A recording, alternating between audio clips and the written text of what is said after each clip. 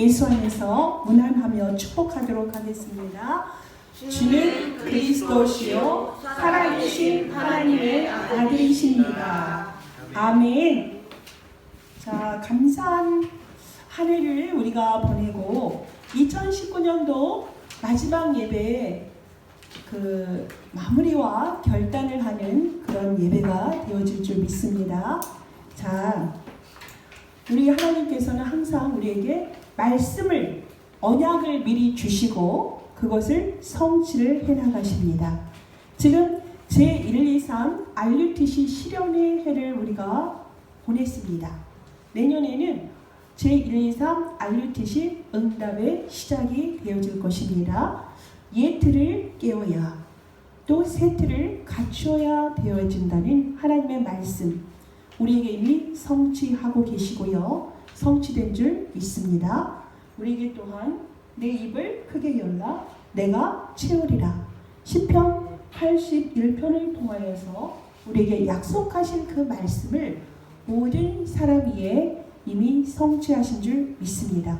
한 해를 돌아보면서 하나님이 나와 함께 하시며 그 말씀이 어떻게 응답이 되어졌고 한 주 한 주 한 해가 52주입니다. 한 주 한 주 그 말씀이 나에게 어떤 말씀이 실제적으로 응답이 되어졌는지 그 증인의 기록을 다 하고 계실 줄 믿습니다. 기도 수첩과 여러분의 말씀 노트가 여러분의 인생의 역사가 되어지는 것이에요. 여러분이 이번 주만은 한 해를 그냥 보내지 마시고요. 언약 안에서 나의 삶을 점검해 보시고 말씀의 성취의 역사를 확인해 보시고 그렇게 마무리하시면서 밝아오는 2020년도를 여러분이 맞이하는 것은 어떨까요? 그래서 오늘 말씀의 제목이 마무리와 결단이라는 제목을 정하게 되었습니다. 우리 여기 있는 모든 분들은 최고의 축복을 받은 사람들입니다. 예수 그리스도의 그 이름을 아시고 그 이름의 권세를 아시고 그 이름의 능력을 아는 사람들은 모두가 최고의 축복을 받은 사람들입니다. 왜 그럴까요?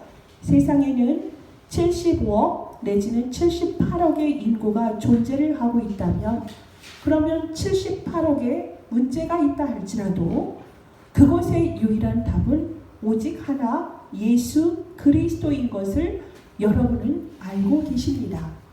답을 알고 있는데 두려워할 것이, 무서워할 것이 무엇이 있겠습니까? 세상에는 많은 문화가 있습니다. 사람들이 살아오면서 많은 문화적 산물이라 하는 것을 그들이 갖고서 있습니다. 그것의 답도 오직 예수 그리스도밖에는 없습니다. 문화라는 것이 복음적인 문화라면 얼마나 좋겠습니까? 그 문화라는 것은 우상을 숭배하고 종교화되어지는 정말 하나님하고는 완전히 반대되는 창세기 3장의 나 중심에 또한 육신적인 또 그것을 향해서 끊임없이 속은 인생이 헛짓을 헛노릇을 하며 달려가는 바벨탑을 쌓는 삶이기 때문에 그것은 계속 귀신에게 끌려서 무속과 점술과 우상의 굴레 속에 살아가는 흑암 문화의 결과이기 때문에 그곳을 살리는 것도 오직 예수 그리스도 외에는 없습니다. 그걸 여러분이 아시고 가는 분들이기 때문에 최고의 축복을 받은 사람들이요 서밋이요. 그래서 여러분들이 할 일이 너무나 많습니다. 그러면 할 일이 많다 해서 여러분이 무엇을 많이 노력을 하라는 것이 아닙니다. 여러분이 무언가 수고를 많이 하라는 것이 절대로 아닙니다. 여러분의 삶을 간접적으로 이렇게 보면 뭔가 목표가 있을 때는 여러분 나름대로 골똘히 집중을 하시고 그것에 이렇게 많이 빠져 있는 것을 보게 됩니다. 그런데 보면 그것이 나의 생각과 나의 목표 속에 빠진 것이냐 아니면 하나님의 계획 안에 있는 나의 시간표를 보고 복음 안에서 그것에 질주하는 것이냐를 바라볼 때에 후자 쪽보다는 자기의 목표와 자기의 성공과 그 꿈을 이루기 위해서 거기에 생각이 잡혀있고 집착이 되어 있는 경우를 우리가 간접적으로 여러분의 삶의 면면을 통하여서 보게 됩니다. 십자의 삶은 절대 그러면 안 됩니다. 여러분, 혹시나 여러분이 목표한 바를 이루기 위해서 나의 노력과 열심과 시간과 모든 열정을 들이면서 달려오고 계시다면 멈추십시오. 멈추는 것이 응답입니다. 여러분이 노력을 그렇게 하는 것보다 하나님의 말씀 안에, 언약 안에, 그리스도 예수 안에 있는 것이 가장 최선이고요. 지름길입니다. 그것이 천년의 응답이 나에게 성취되어지는 가장 중요한 시간이기 때문에 정말 모든 세상에서 너무나 가장 중요한 이정표 속에 내가 있다. 그렇다면 그것이 내가 가장 절체절명의 너무 중요한 순간일 수 있겠지요. 숨도 쉬기조차 힘들고 어떤 이는 우황청심환까지 먹는 그런 일들이 여러분의 삶의 여정 가운데서 있을 수 있습니다. 그렇다면 목회자로서 여러분에게 말씀드릴 수 있습니다. 그 순간에 멈추시고 예수 그리스도를 바라보십시오. 복음 안에 당신이 서 있는가? 복음의 플랫폼 속에 지금 당신이 그 길을 걷고 있는가? 확인하는 시간을 가지십시오. 짧아도 괜찮습니다. 어떤 이는 그 서밋 타임의 시간을 1시간을 갖는 분도 있고요. 또 어떤 분은 5분이어도 되고요. 1분이어도 괜찮습니다. 반드시 그 시간을 가지십시오. 그러면 여러분은 정말 하나님이 여러분을 지으신 목적 그대로 여러분을 향한, 여러분만을 위한, 여러분만이 해야 할 그 길 위에 여러분을 세우실 줄 믿습니다. 복음을 갖고 있기에 모든 것은 복음으로 역사하십니다. 복음의 굿뉴스는 무엇입니까? 예수가 그리스도다라는 말씀입니다. 예수가 그리스도면 그리스도로 오셔서 모든 것을 다 끝냈다는 얘기 아니겠습니까? 인간의 모든 문제는 어디서 시작되었습니까? 하나님을 떠난 원죄에서 시작되어졌습니다. 하나님을 떠난 문제는 하나님을 다시 만나야만 모든 것이 온전케 되어지는데요. 그것은 오직 예수 그리스도를 통하여서만 하나님을 만나고 하나님의 형상이 회복되어집니다. 그래서 십자가에 오셔서 인간의 모든 삶을 체휼하시고 모든 고통과 사람의 모든 문제, 사단의 문제, 운명에 빠진 문제 완전히 해결하신 사건이 십자가 사건. 그곳에서 그리스도의 일을 완성하신 예수 그리스도의 그 일, 사건, 그 목적, 그것을 아는 사람들은 복음 안에 있는 사람들입니다. 그러면 이 예수가 그리스도다라고 고백하는 삶은 응답이 따라오게 되어 있고요. 하나님의 역사는 당연히 마땅히 따라오게 되어져 있습니다. 그래서 여러분은 하나님의 인도를 받는 사람이라면 모든 것이 올바르게 자립이 되어지고 자활이 되어지는 사람이어야 됩니다. 개인이 자립이 되어져야 되고요. 복음의 능력 안에서 경제도 자립이 되어져야 되고요. 복음의 능력 안에서 삶도 자립이 되어야 되고요. 복음의 능력 안에서 교회도 자립이 되어야 합니다. 자립이 되게 되어 있어요. 그러면 개인의 자립에서 가장 중요한 것이 무엇이겠습니까? 말씀의 성취를 보는 것입니다. 말씀의 성취를 보며 영적 서밋으로 하루하루를 살아가는 것이 바로 개인의 자립입니다. 말씀의 성취를 보기 위해서는 말씀의 역사가 우리에게 임해야 되는 것이죠.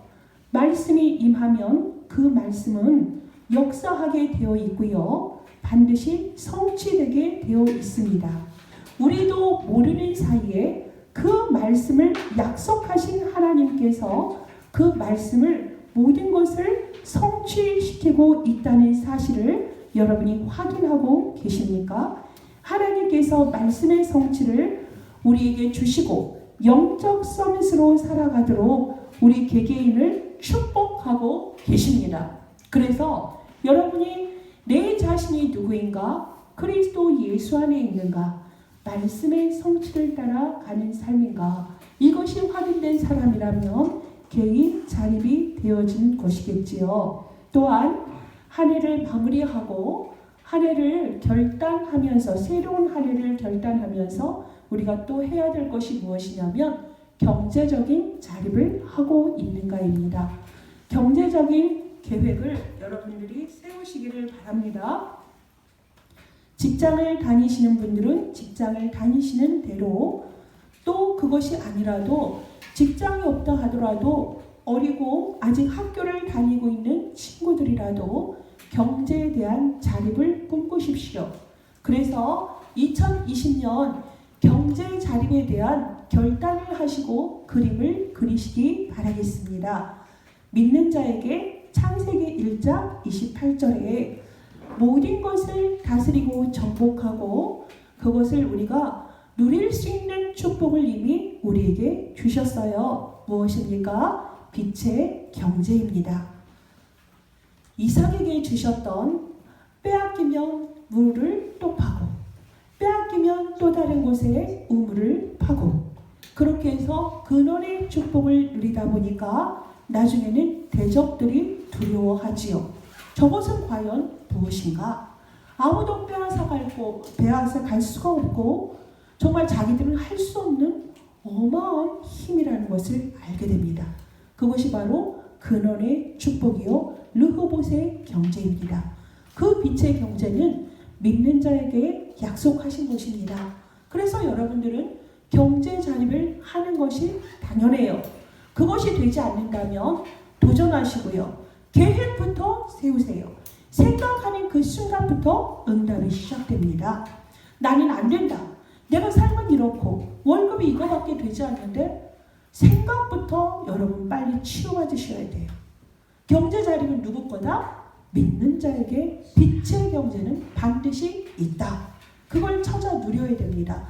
그래서 가장 중요할 때에 하나님이 원하실 때에 내가 하나님께 나의 것을 드릴 수 있는 헌금 경제가 회복되어져야 되고요.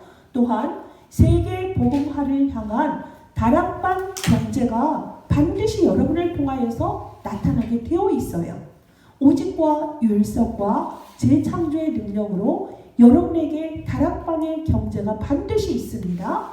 찾아내셔야 되죠. 누리셔야 되죠. 율성의 축복을 누려야 됩니다.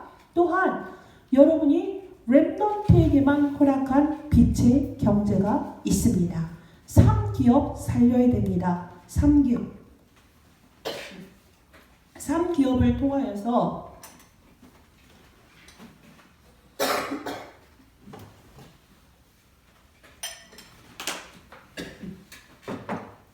여러분이 누릴 수 있는 것, 왜 3기업이 우리에게 되어줘야 되죠? 문화적, 선교적, 복지기업이 왜 되어줘야 됩니까? 이미 3단체가 그것을 통하여서 전 세계를 엄청나게 영향력을 끼치는 정도가 아니라 장악을 했어요. 오전에도 빌 게이츠에 대해서 구역공과 때 말씀하지 않았습니까? 그 사람 신자 아닙니다. 불신자입니다. 그런데 몇 조의 돈을, 우린 상상할 수도 없는 1조도 아니고 몇 조의 돈을 그들은 그런 사회적이고 문화적인 기업에 투자를 합니다. 그래서 그것을 다 장악을 했어요. 이것을 누가? 흑암경제예요. 흑암의 문화예요. 하나님의 창조 질서를 깨뜨리고 위배하는 일이거든요. 그 잃어버린 것을 회복하려면 렘넌트의 빛의 경제가 반드시 회복이 되어져야 됩니다.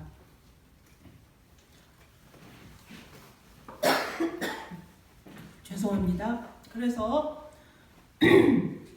빛의 그 경제가 렘넌트에게 뭐가 있다? 전도 경제가 반드시 있다. 또 렘넌트에게는 선교 경제가 반드시 있어요. 그 다음에 렘넌트에게는 시대 살릴 시대 경제가 반드시 있어요. 붙잡으세요. 꿈꾸세요. 그래서 이것을 향하여 여러분의 빛의 경제 자립의 주역이 되시길 바라겠습니다. 또한 중요한 것이 교회의 자립입니다. 교회의 자립은 멸망의 틀을 믿음의 틀로 바꾸는 것이기 때문에 너무나 중요해요. 교회가 없다면 여러분이 지금 사는 지역에 절간으로 가득 차 있다면 여러분이 어떻겠습니까? 무당들이 가득 그 지역을 장악하고 있다면 그 지역의 문화가 어떻겠습니까? 사람들의 영적인 상태는 어떻겠습니까? 사단의 노예이고요. 포로고 속국이고요. 사단의 모든 틀 안에 완전히 그냥 갇혀 있고요. 그 함정에 날마다 빠져 있고 그 올무로 날마다 넘어지고 신음하는 것이 우상 속에 있는 것입니다. 교회가 있다는 건 무엇입니까? 멸망 속에 있는 자들이 빛으로 돌아오는 것이에요. 멸망에 있는 사람들이 믿음의 사람들로 바뀌는 것이 교회입니다. 그래서 교회는 반드시 자립이 되어져야 됩니다. 여러분이 그동안 다녀봤던 교회가 여럿 있죠. 세계복음화를 통하여서 하나님이 세계복음화를 향한 여정 속에서 여러분이 몇몇의 교회를 모두 다녀보셨을 거예요. 저 또한 그렇게 성장을 했습니다. 어릴 때 모교회의 믿음의 색깔과 또 대학 시절에 보았던 믿음의 색깔, 또 복음 안에서 만났던 교회의 몇몇 색깔들을 통하여서 어떤 교회를 하나님이 원하시는지를 저도 보아왔고 여러분도 보아왔어요. 그렇다고 해서 우리가 교회에 대해서 조심성 없게 이렇다 저렇다 말하는 것은 안 하시는 게 좋겠습니다. 안 하시는 게 좋아요. 안 좋았던 모습들을 여러분이 갱신의 기회로 붙잡으시면 되고요. 여러분들이 모든 것들을 정말 그것을 나의 거울로 삼으면 될 것입니다. 여러분이 절대로 입 밖으로 그것을 말할 필요는 없어요. 굳이 여러분을 통하여서 교회를 비판하거나 목사님에 대해서 얘기하거나 그럴 필요가 없습니다. 개인이 자립이 된 분들이라면 그런 말은 여러분의 입술을 통하여서 나오지 않을 줄 믿습니다. 개인이 자립이 된 사람이라면 우리 교회를 지금도 하나님이 어떻게 이끌고 계시는지, 우리 교회가 세계복음화를 향하여서 어떠한 역할을 하고 있는지를 여러분이 정확히 보시고 꿈을 꾸시고 계속 전진하시고 하나님의 말씀의 성취와 방향 속으로 여러분의 삶을 인도받으시면 될 줄 믿습니다. 교회가 올바르게 서야만 세상의 틀을 바꿀 수가 있거든요. 교회가 올바로 서야만 개인의 삶의 틀을 온전하게 바꾸고요. 교회가 온전히 서야만 삶의 틀이 온전해집니다. 교회가 바르게 서야만 세상의 틀이 온전케 되어집니다. 맞지요? 여러분만 신앙생활하고 여러분만 구원받아서 하나님 나라 가라고 여러분에게 예수가 그리스도로 오셔서 십자가 사건을 일으킨 게 아니에요. 하나님은 여러분 한 사람 한 사람을 통하여서 예수 그리스도를 증거하고 예수 그리스도를 만민이 듣도록, 그래서 예수 그리스도를 믿고 죽게 돌아오도록 하는 그 일에 한 사람 한 사람이 천명의 사명을 갖고서 하나님이 부르셨다는 것입니다. 그러면 우리가 이 일을 해내기 위해서 우리가 해야 될 5가지가 있어요. 여러분이 너무나 중요하기 때문에 개인 자립과 경제 자립과 교회 자립을 통하여서 내가 살고 세상이 살고 하나님께 영광을 돌리는 삶을 살기 위해서 우리가 해야 될 5가지가 있습니다. 첫째는 오직 복음입니다. 그냥 복음이 아닙니다. 오직 복음이 되어져야 합니다. 현장에서 전도가 사실적으로 나에게 일어나야 되고요. 오직 복음이 아니면 안 되는 것을 현장 가운데서 확인하는 것. 다른 것이 필요한 게 아니라 정말 복음 외에는 답이 없다. 복음 외에는 필요 없다. 이런 결론이 나오는 그런 인생이 되어져야 됩니다. 그렇다고 해서 돈도 필요 없어. 집도 필요 없어. 자식도 필요 없단다. 그런 얘기가 아니잖아요. 가장 우선이 되어져야 되는 것이 나로 말미암아 정말 내가 복음으로 자립이 되어지고 복음으로 살아내는 사람이라면 모두가 다 살게 되어 있다는 것. 그걸 아는 사람은 오직 복음 외에는 다른 것에 여러분이 생각과 마음과 시간과 물질을 미혹당하거나 속지 않을 줄 믿습니다. 내가 살면 어떻게 됩니까? 내 자녀 살아요. 내가 살면 우리 부모 살아요. 내가 살면 내 가정이 온전한 하나님의 가정으로 되어지는 거예요. 내가 살면 가정이 살고 사회가 살고요. 민족이 살고 세계가 살게 되어 있습니다. 시대마다 하나님의 병든 시대 속에 멸망의 시대 속에서 복음 가진 한 사람 그 남은 자를 통하여서 모든 것을 이루어 가셨잖아요. 절대로 자녀들은 잔소리에 속지 않습니다. 우리 복음의 사람들은 이미 훈련 속에 있기 때문에 용어들이 이제 정리가 돼요. 그러다 보니까 어떻게 하죠? 더 쉬워요.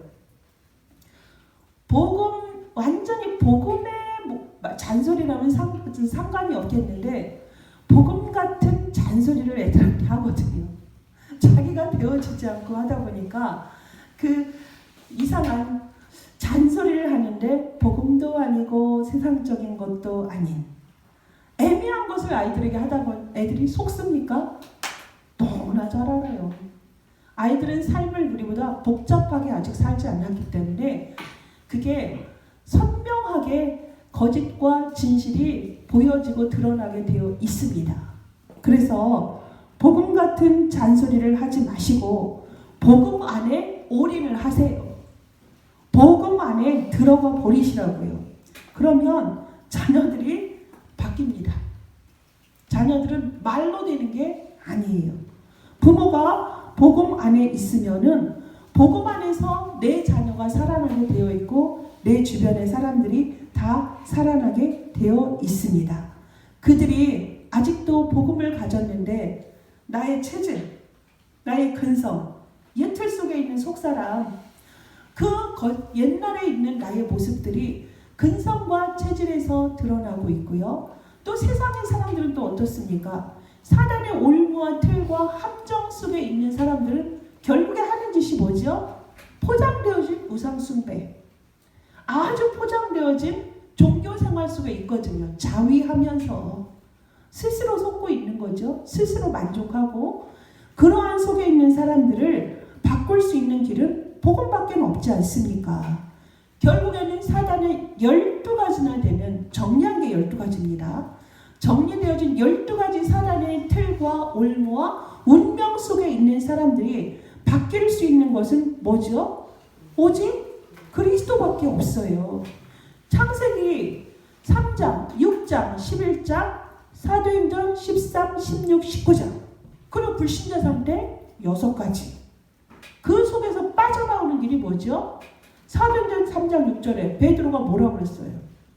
내게 있는 것을 내게 주노니. 내게 있는 게 뭐예요?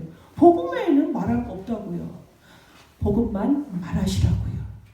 복음을 정확히 전하시라고요. 대충 전하는 게 아니라 복음을 정확히 그 사람에 맞게 전할 수 있어야 됩니다. 그리고 사도행전 4장 12절에 뭐라고 그랬죠? 천하 인간의 구원 얻을 만한 다른 이름 준 적 있어요? 없어요? 없습니다.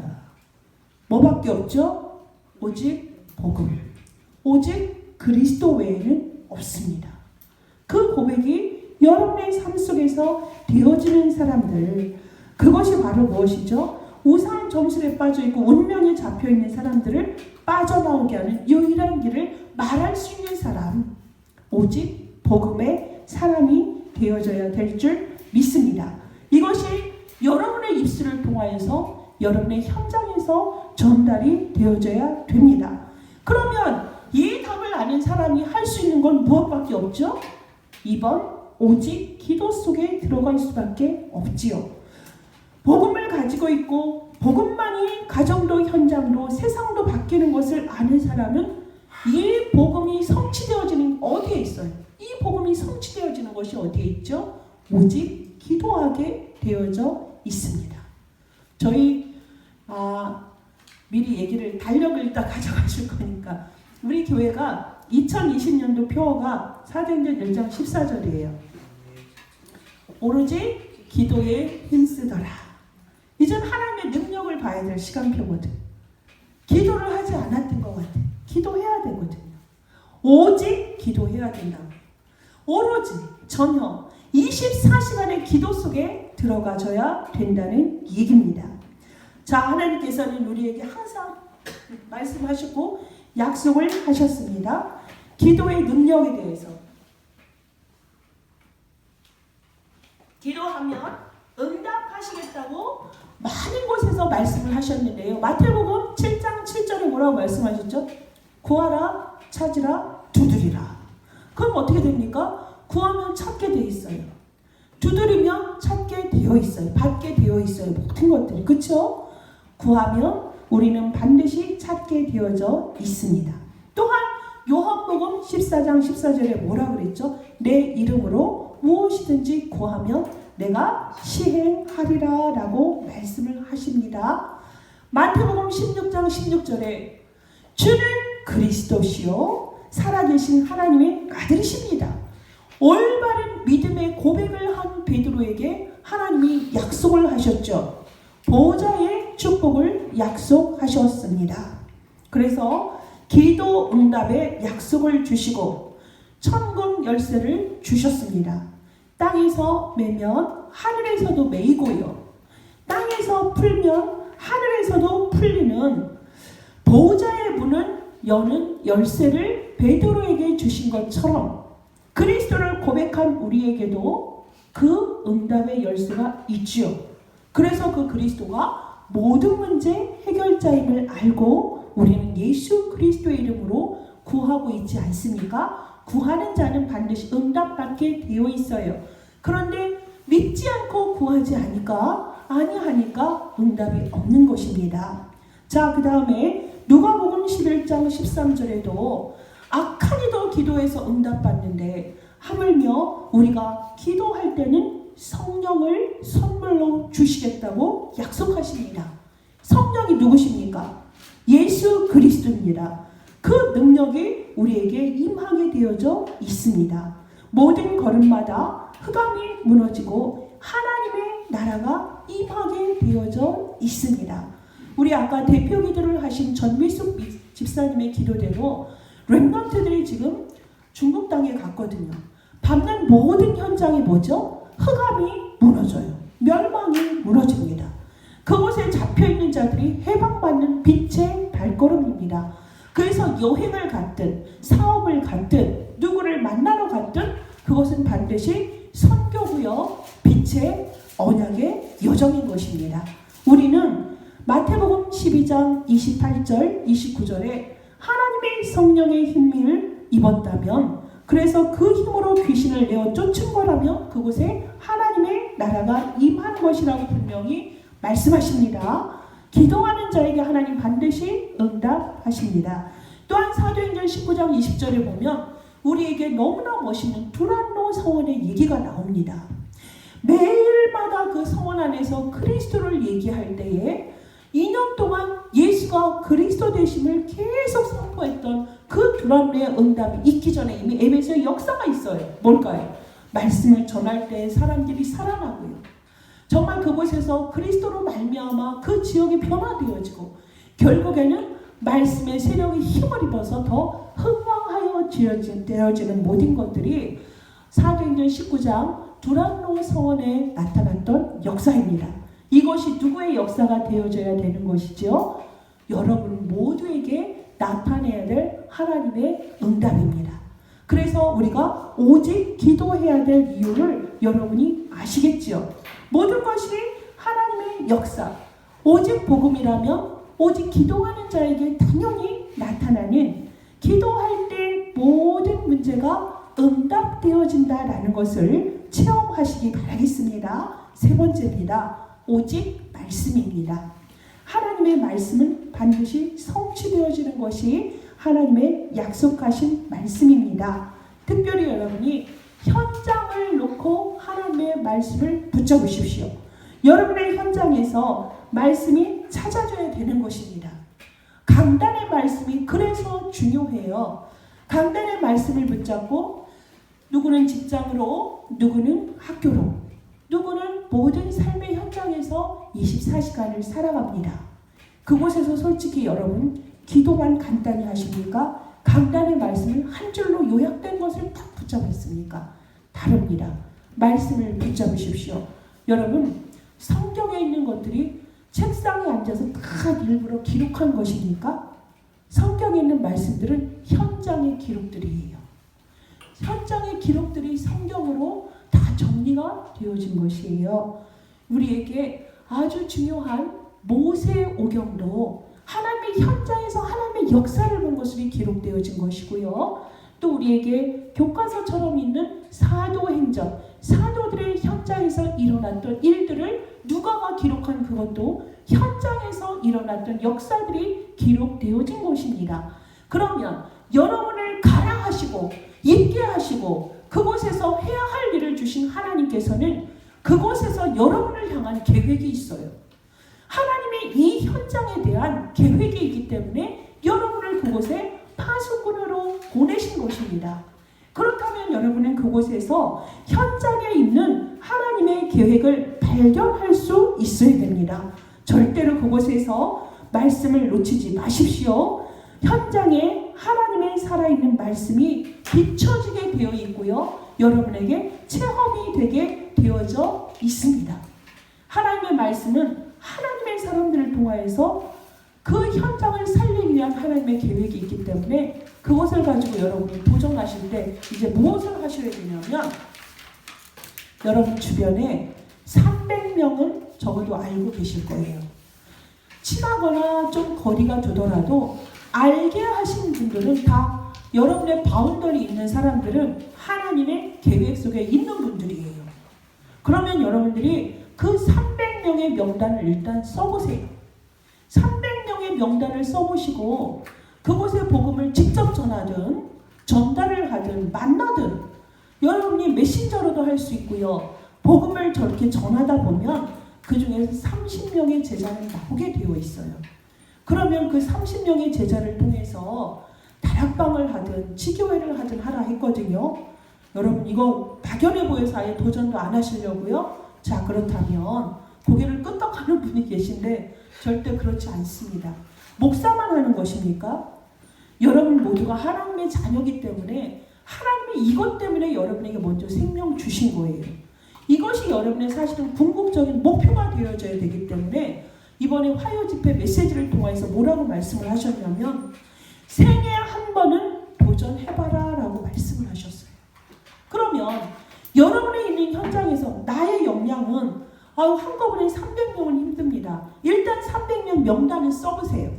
그리고 여러분 주변에 할 수 있는 나 자신의 다락방이 이제 나 자신부터 살려야 된다. 그건 좀 벗어나시고요. 내 가족에 대한 또 가장 가까운 친구에 대한 자주 만나는 사람들에 대한 말씀을 전달해서 다락방을 하는 것에 전달하세요. 집중하세요. 왜요? 말씀을 누가 주셨다? 하나님이 현장에 나를 통해서 하시겠다는 계획이 있기 때문에 나를 통해서 그 빛을 비추신다고 약속하셨기 때문에 그 언약을 붙잡고 도전하는 거죠. 오직 말씀, 오직 말씀의 성취의 증인, 그것에 여러분이 도전하시길 바라겠습니다.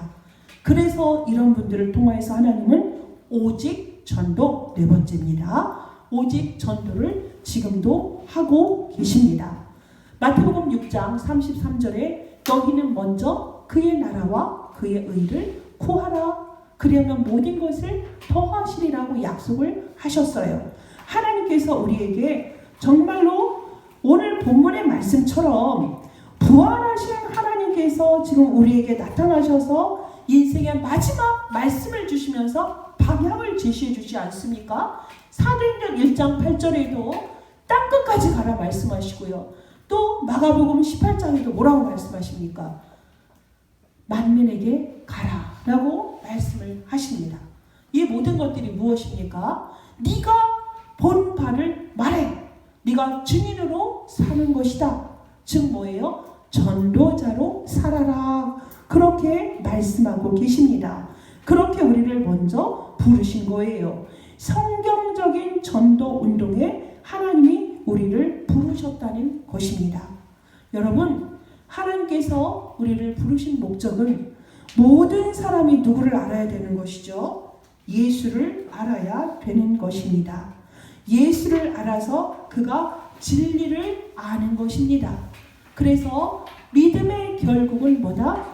영혼 구원이다 라고 말씀을 하십니다. 베드로전서 1장 9절에 말씀하신 것이에요. 믿음의 결국은 영혼 구원.